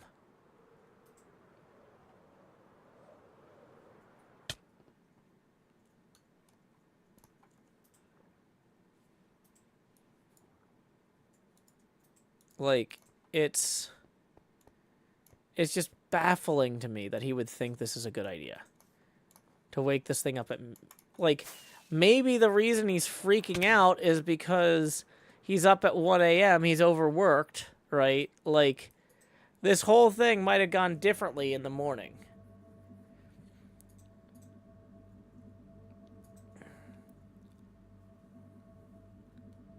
Like, he went through all this trouble to create life, and then he wakes it up at 1 a.m. Who Hammy Boy says, I would be mad if somebody woke me up at 1 a.m. Exactly. He's not a good dad. But he's not, like, he has no concept of, like, process, it seems. Either. Like, that's just not, like, man, you're in for a bad time. Like, why would you think that that was the appropriate time to do that? To be fair, he tried to have a nap after making the creature. Yeah, but, like, it really feels like he should have, like, structured his day better. Like, this is, like, literally his whole thing for years. He spent, like, I think he said, like, or maybe, you know, he spent 2 years on his studies that led him to the point where then he could spend months waking up the monster. Or whatever. And then, but then, like, then he's just like, you know what? Also, like, he had no post-awakening checklist. He had no, like, no tests he wanted to run. He had nothing. Like, you know, it's not like he had, like, okay, this thing is going to possibly be hungry. I should have some soup ready. Or I should have my... Apparently he has a servant. Also, I want to know, like, so the attic that he was putting all the body parts and stuff in, like, did he have that cleaned out before the monster was ready to awaken? Like, he had basically all the good parts went in the monster, all the bad parts went in the trash. Because otherwise, that attic must have reeked the whole time he was in the fever. Like, there's no way nobody noticed.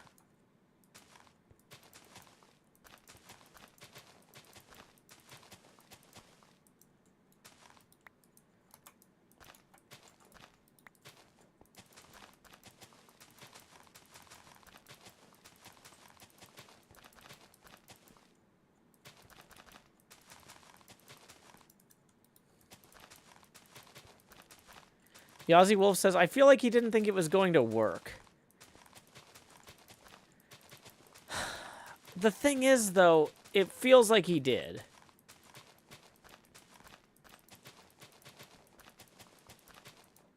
Like, it would almost be more forgivable that he was freaked out or caught off guard if he was like, I discovered this thing. And this is also supposedly his first live test of this. He hasn't tested this on anything smaller. So he's gone through all this trouble. Like, I would almost say, since this is his first live test, maybe he had something wrong. Where he's like, okay, so I thought it was going to take these 5 steps But what I didn't realize was that the 5th step is actually unnecessary because of the way the 3rd and the 1st step interact in a way I didn't anticipate. So I thought that I was 2 nights away from waking up the monster. Or I thought I was, I thought I was about a week away from waking up the monster. But it actually woke up early. Right? If that was the case, I'd be like, okay, so he's freaked out, he's overtired, something has gone differently than he expected, and he panics. But it sounds like, no, it all ran exactly the way he planned, and now that he's out of plan, he's just like, I don't know, man. I can't.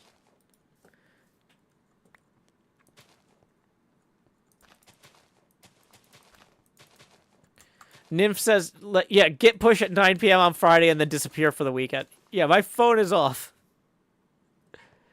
I pushed it to prod. I am off to the Caribbean with the pirates.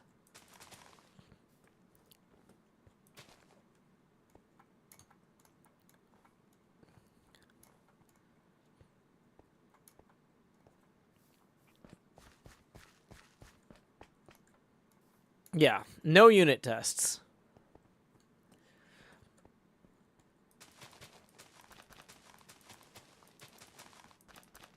But, like, yeah, he didn't have, like, anything where it's like, okay, I need to take measurements.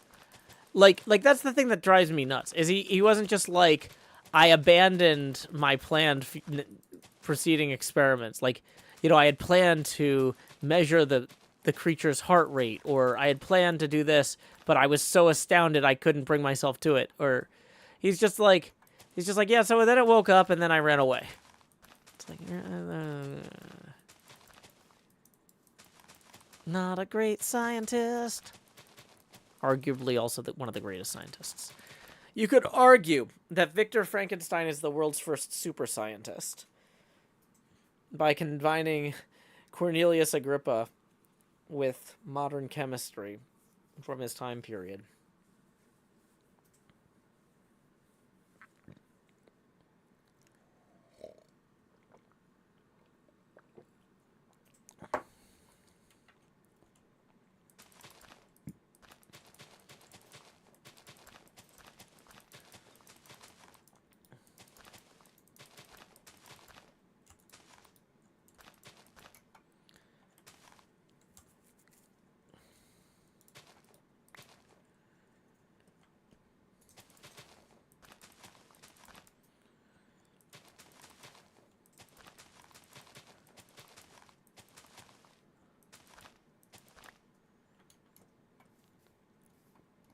Okay, so this part of the building here, or this building here.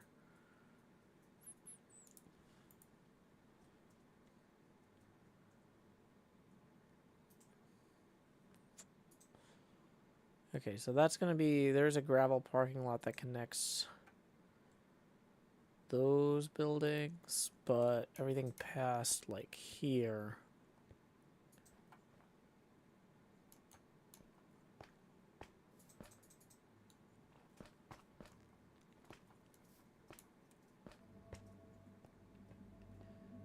Okay, so...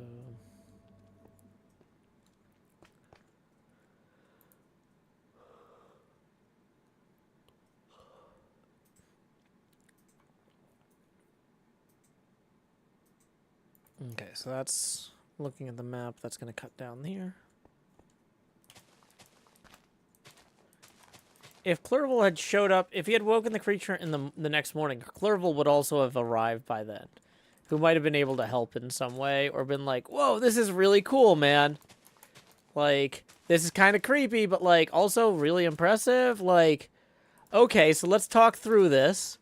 Yeah, having literally, like, if he had literally finished this project 8 hours later.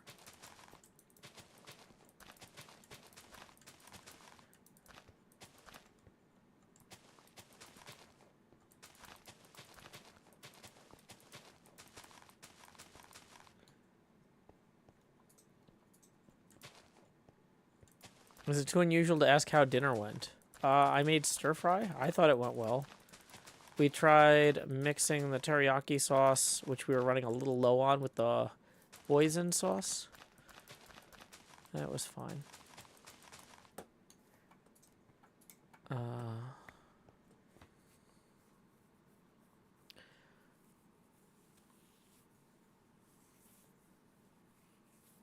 Centauratron says, I'm simultaneously impressed and disturbed right now. Yeah. Cristalli says, I find it interesting, but that he doesn't interact with the creature at all before he ran off. And when he came back, he was already referring to it as a monster and an enemy. Yeah. Like, that's kind of weird to me, too. Like, it's... Like, the idea of you can be revulsed by something, it being your enemy. And,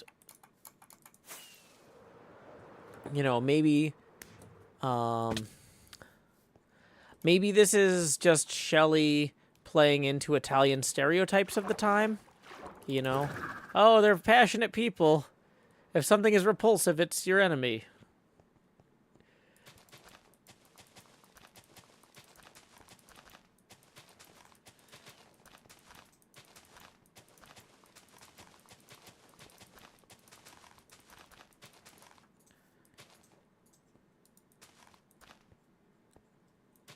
Kai4M says, but you don't understand. The creature is ugly, and therefore it's evil. That's how things work, right? Yeah, I feel like...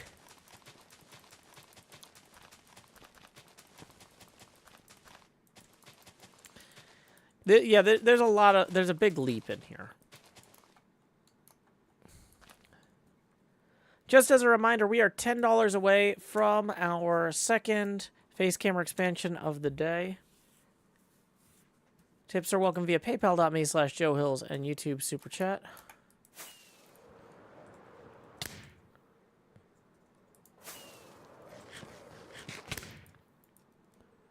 Boom, boom, boom, boom, bada boom, boom, boom. Ooh, you killer tofu. E-I-E, ooh, you killer tofu. Oh, oh,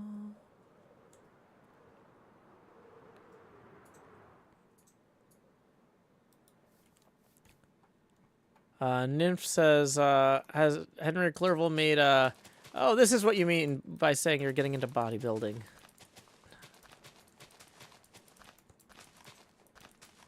One of the rare times procrastinating when it helps. But there's a lot of times where pacing your efforts and prioritizing planning and documentation pay off. There's a difference between procrastinating and not skipping steps. And it sounds like not having a post-vivification step planned was like a whole thing.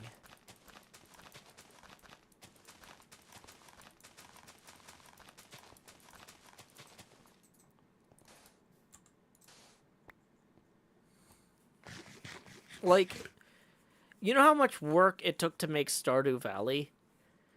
Could you imagine if that guy,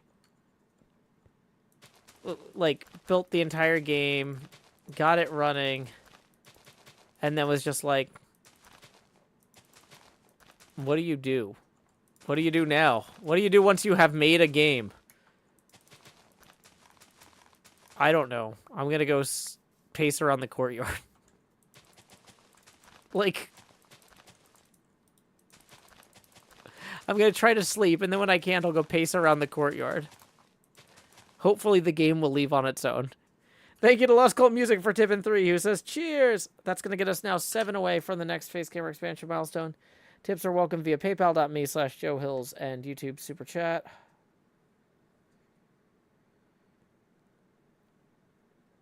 Boom, boom, boom. Boom, bada boom. Dun, dun, dun, dun, dun, dun.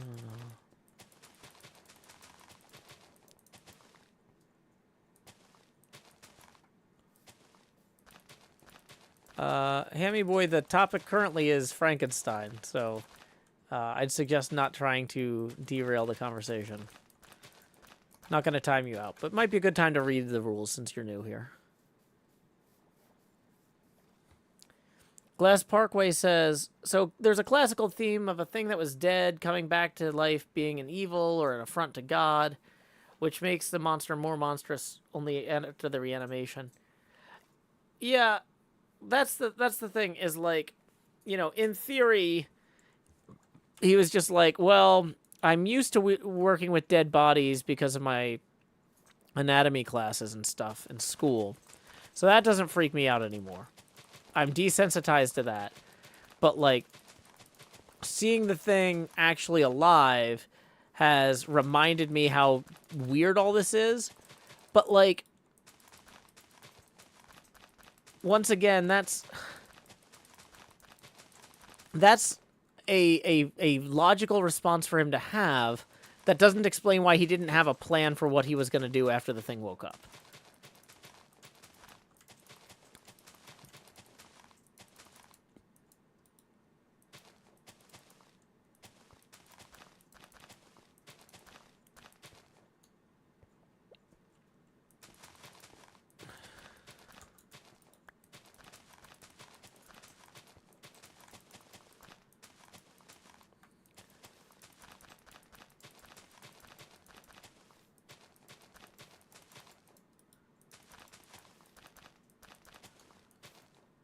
Like, it's actually kind of convenient that babies aren't, like 8 feet tall.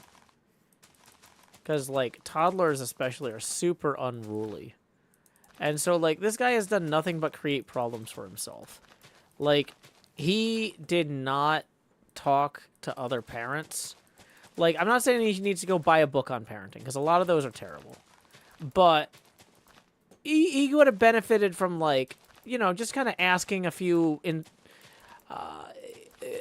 incisive questions here and there that he did not do.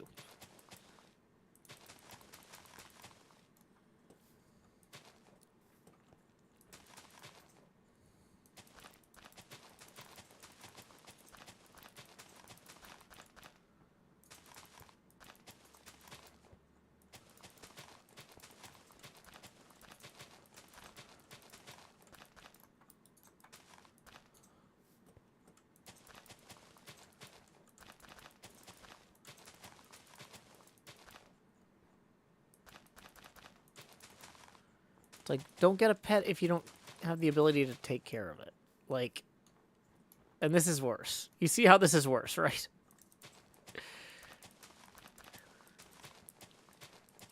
Like, you know how many people are, like, really into 3D printing right now? Like, you know how 3D printing used to be, like, really, really inaccessible to most people? And then all of a sudden it became very accessible to a lot of people? Not like, it's not everywhere. I don't have a 3D printer. I don't have the proper ventilation, or I can't afford the equipment, But, like, it's the sort of thing, like, a lot of people who are into tech have 3D printers. Just wait. It's going to be like that with gene resequencing someday. And people are going to be like, I thought I wanted a lizard that was purple, but I decided maybe purple doesn't look good with the terrarium I have. And I don't want to 3D print another terrarium because that'll take time. So I just kind of let it go. It'll be happier in nature.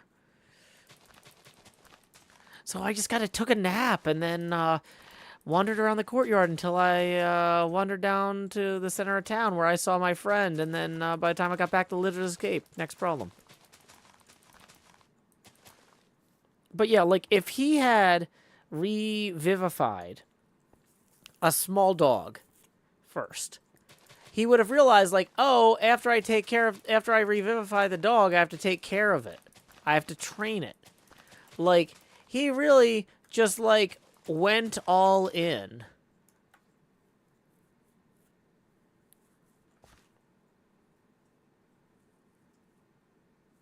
Maybe David Pumpkins is Frankenstein.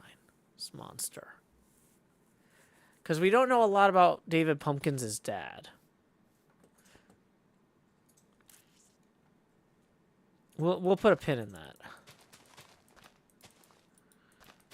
Okay, we are at the 2-hour mark. So I hope you all have enjoyed the stream. I've had a very busy several days. Very productive, but also very busy. So in the interest of being able to preserve my energy for tomorrow, which will also be very busy, we're going to wrap up after a few more minutes of streaming. We're going to do last call for tips, and then I'm going to place some more blocks, and then we're going to head out once we know that PayPal has had the chance to catch up. We are currently 7 away from the next Face Gamer expansion milestone. And there's a zombie over there, and I can't hear him. Oh, yeah, I can. He was just too far away.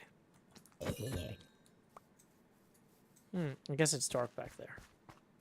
Huh. Did I chop down an ice spike there? Ugh, of course. The one place I don't need to remove the ice spikes. No, those are just patches. Okay. So, yeah, we are out of gravel. We really would benefit from having enough gravel. Is there a gravel shop somewhere on the server?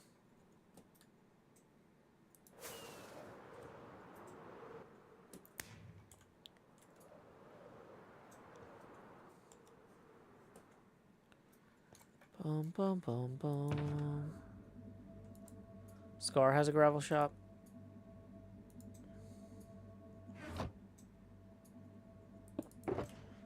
People are saying there is a gravel shop, but it might not be stocked. That's fair. That's always the case on the server.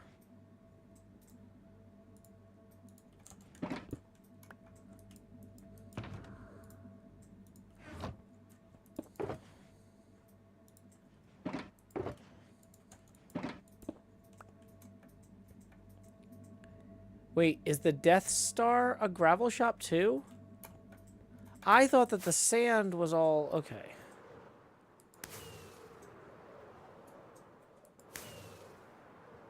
Yeah, did Cornelius Agrippa care deeply about scientific procedure? Probably not. The Death Scar is a gravel shop. Okay, well we're gonna make that our final pass of the evening while we wait to see if any last minute tips roll in from PayPal, since it does take a little bit of time to process.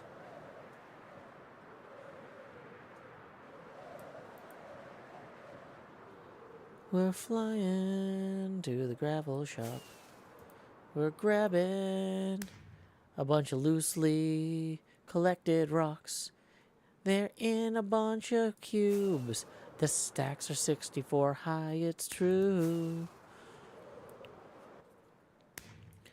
Oh yeah, speaking of stacks, somebody, at least one person noticed that the stacks are not 64 on the Everstorm this month.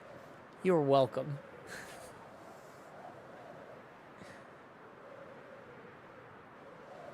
Okay, so there's the Death Scar there.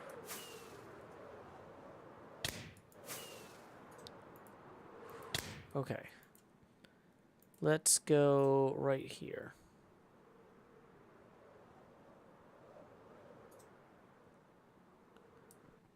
Okay, so where are the actual store parts? I didn't realize that this was a shop. 2 diamonds. Wait, free credit for 1 box of sand or gravel. 20 diamonds a box. Okay, so Joe Hills' wallet.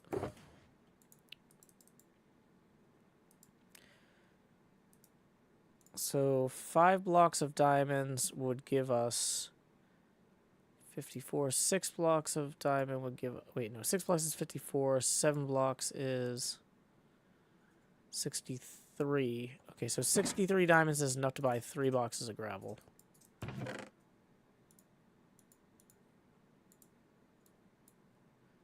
And we're going to keep 1 of each... 60 diamonds. So how did we get 2 of those? I don't know what happened there. Okay. So we had 1... Okay, yeah. So we took 3 boxes. We left... Okay, cool. Math works out. Let's put that back in the ender chest here.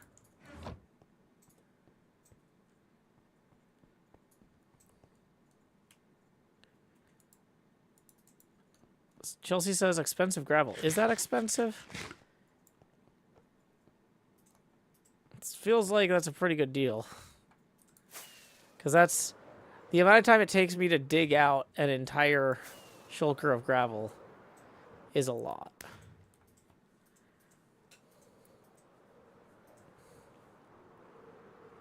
Yay, shopping. Howdy, Lizzie Mac. We're just wrapping up. Once we get back, we're going to wrap up the stream. We've made our purchase, and we're doing a great job at it. Okay. Bum, bum, ba-dum, bum, bum. Bum, bum, ba-dum, bum, bum.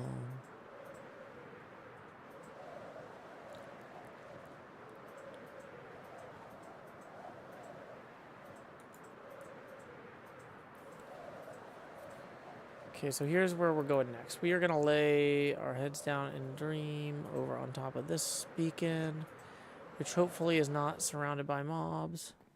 Yeah. We did it. Okay.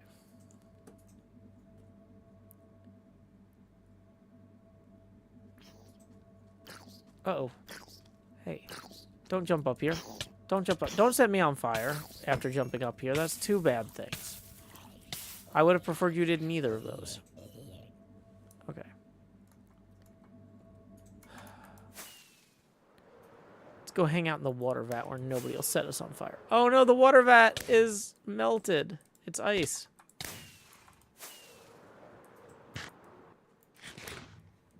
Oh wait, no, it's not ice.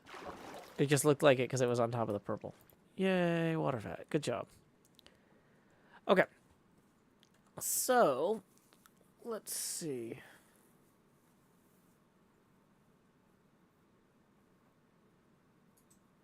Boom, bada boom, bada boom, bada boom. Huh. This is a good title for a stream. National Paranormal Day. What are we looking at here? Oh, it's Indiana Jones. It looks like What's Brewing Pinball is playing Indiana Jones with the stream title National Paranormal Day. So, when you get over there, our raid message is, howdy y'all, Joe Hill's raid here. I don't know what day it is, clearly. But yeah, when you get over there, our raid message is, howdy y'all, Joe Hill's raid here. Oh boy, they're using a magnet to pull out a stuck ball. They've got the glass off the machine. That's always fun. Well, until next time, y'all, this is Joe Hills from Nashville, Tennessee.